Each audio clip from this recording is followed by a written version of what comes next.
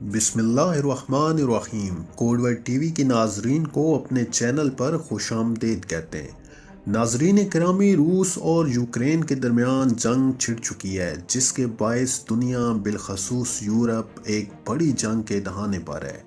دفاعی اعتبار سے یوکرین کا روس سے کوئی موازنہ نہیں ہے۔ دنیا بھر میں عسکری قوت اور دفاعی ساز و سامان کے اعتبار سے اگر ملکوں کی درجہ بندی جاری کرنے والے عالمی ادارے گلوبل فائر پاور اور IISS ملٹری پاور کے اعداد و شمار کے مطابق روس دنیا کی دوسری بڑی فوجی طاقت ہے، جبکہ یوکرین کا نمبر 22واں ہے۔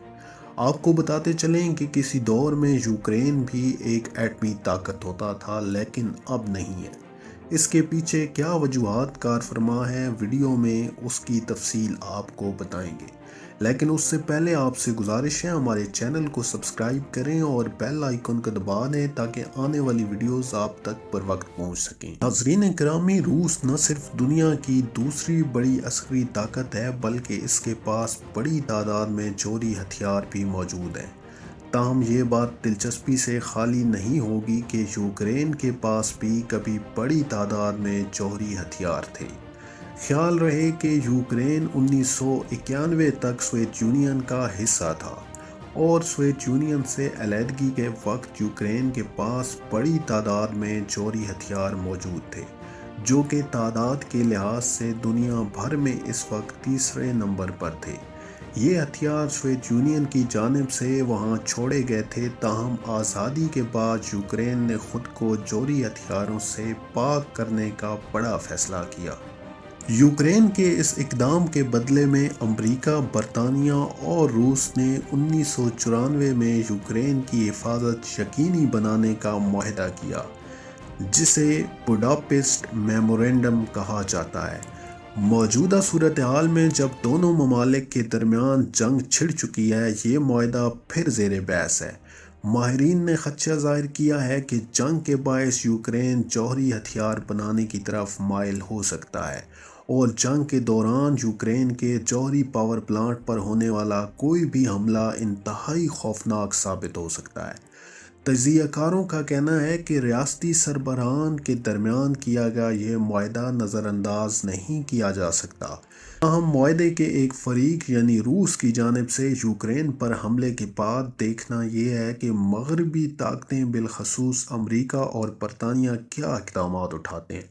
2014 میں بھی کرائمیا میں روس کی کارروائی کے بعد یہی سوالات اٹھائے گئے تھے۔